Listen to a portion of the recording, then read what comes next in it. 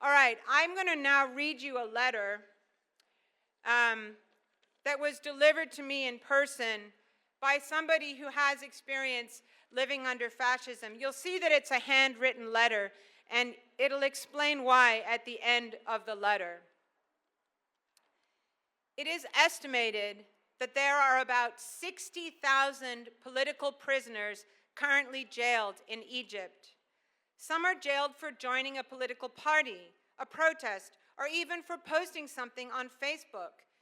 In 2016, the body of a young Italian researcher was found with obvious scars and injuries from torture. Torture is common throughout the prisons. Forced disappearances are also quite common.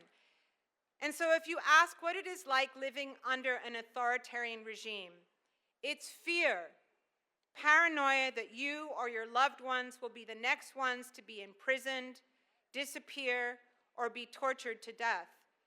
Fear, intimidation from joining a protest, political party, or post the wrong thing on social media.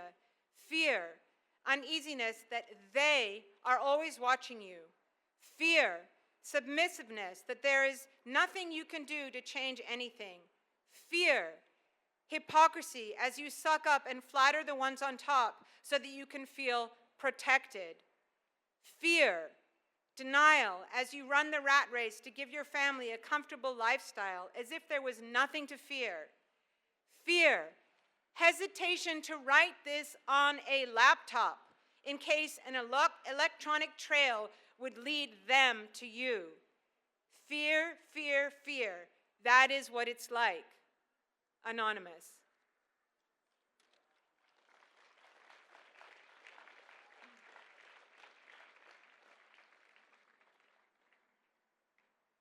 The person who wrote that letter is just like you and me, but they've experienced living under an authoritarian fascist regime. We're not there yet, but you know that we are heading in that direction. It's been less than 4 months since Trump was inaugurated, less than 4 months, and look at how much has changed. There is fear right now. I can tell you, I know, because I've tried to get federal employees to come up and speak. People are afraid to come and speak on this stage. Immigrants are afraid. Federal workers are afraid. Teachers are afraid. Scientists are afraid. Academics are afraid. Trans people are afraid. Black and brown people, so many people who are being targeted are afraid, and they're afraid for a reason. They're not making it up. They're afraid because people are being fired, taken off the streets, deported. The fear is 100% justified. Does this feel like America to you? No. It doesn't. It doesn't. It should not. And you should never get used to that feeling. We should never accept this. This is not normal. This is not our country. We should not have to live in fear for speaking our minds or doing our jobs at all, ever. I don't think we could even have imagined that it would be like this. A year ago, could you imagine people being afraid to speak out and say what's happening around them? I can't imagine it. The water in the pot is getting hotter, people.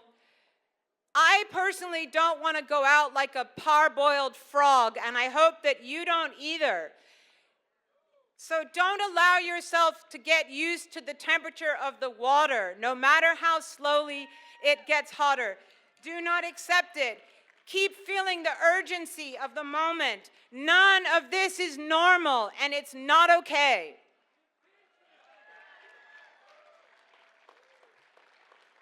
We're Americans. We were born saying no kings. This country was born saying no kings. We won't bow down and allow ourselves to be governed by a dictator bully and his billionaire donors and friends. It's not in our nature. How many of you have heard of the 3.5% rule? That's right. We need social science and history has shown us, has told us that we need 3.5% of the population to come out into the streets in order to defeat an authoritarian government. Trump's popularity is underwater. He's way far more than 3.5% of the population share our values. They want to protect our democracy, but we need them out on the streets with us. So what do? We have to speak up. We're here, we're the ones here, we're doing the work, but we have to spread it farther than us. We have to grow this movement. Everybody here has to find 5 people that you bring to the next event that you say, I know you agree with me, but you have to do something. You have to come out and stand against this illegitimate government. So we have to speak up. We have to spread the word. We have to make sure our friends, our neighbors, our co-workers, our family, they don't hide from what's happening. We have to share our thoughts on social media and by email. We have to talk about it all the time. We can't be afraid to talk about politics at the dinner table or the water cooler. It's hard. I know you're not going to believe it, but I'm actually shy. I find it difficult. I'm shy. I'm really shy. I find it difficult to talk to people about politics, but we have to step up and we have to do it even if it's outside of our comfort zone and even if it's outside of their comfort zone. It's too important. We have to do it. So no more polite conversations with friends as they complain about Trump but keep on living their lives as if nothing is at stake, nothing is at risk. We have to ask them to join us, and we have to ask them to come to a protest, to prepare to support a nationwide workers' strike or boycott. We have to start recruiting. Bring your friends with you next time, because one protest will not be enough. This amount of people will not be enough. One day of not shopping online will not be enough. We have to keep pushing and growing if we want to defeat Trump's fascist regime. The fear is real, but still we need to lead with courage. We need to do the things that are difficult. What we're doing is hard, but it's worth it, because living in a fascist state is not a future that any of us want for ourselves, for our children, for our friends, for our family, for our communities. Ask the people who've lived it.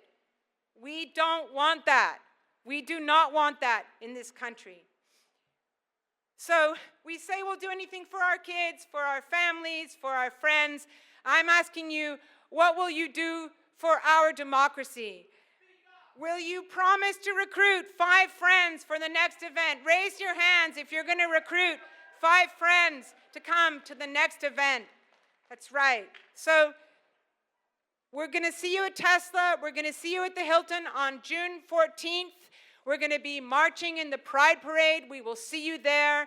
We have stuff going on every week. There are things happening. We need you to come out. Please make sure you have connected with us and you're signed up for our newsletter. We want to wish everyone a happy Mother's Day.